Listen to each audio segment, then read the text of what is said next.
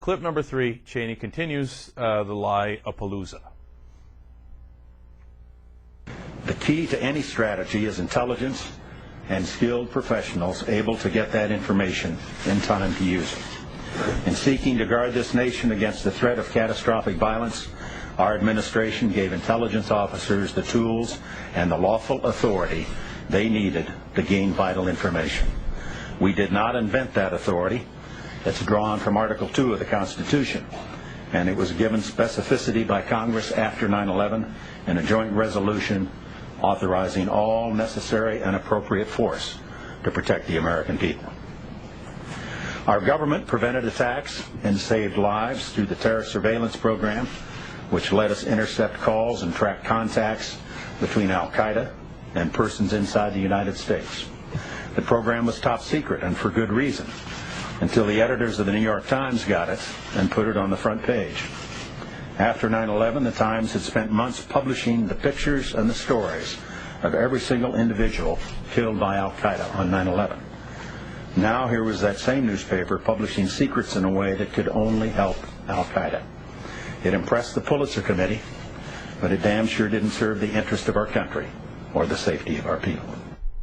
Yeah, go after the New York Times, throw the conservatives some red meat. Now, what actually happened? He said, we had this lovely warrantless wiretapping program where we were just tracking Al-Qaeda and their contacts inside the United States.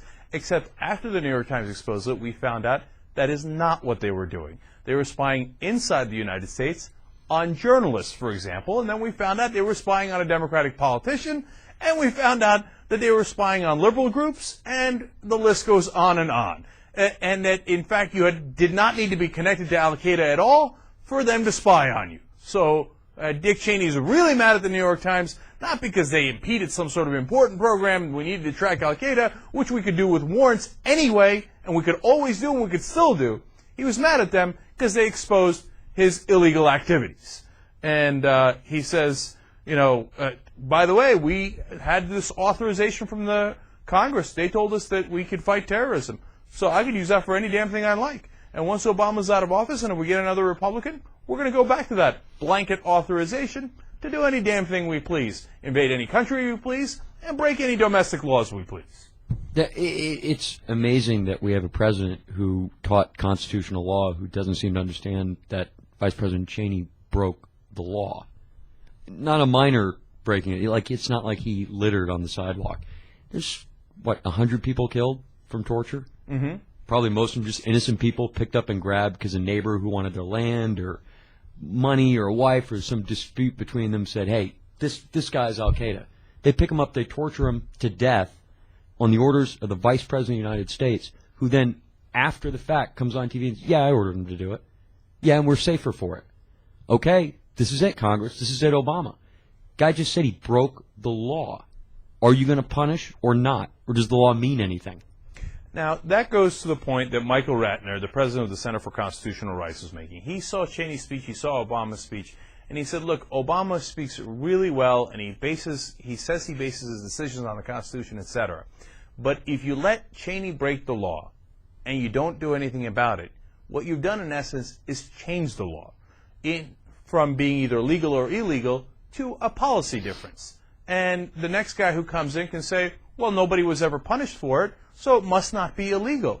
It must be just a difference of opinion. And his lawyers will make, hey, you've already got right there an example of it happening before. There's your precedent. We can do it.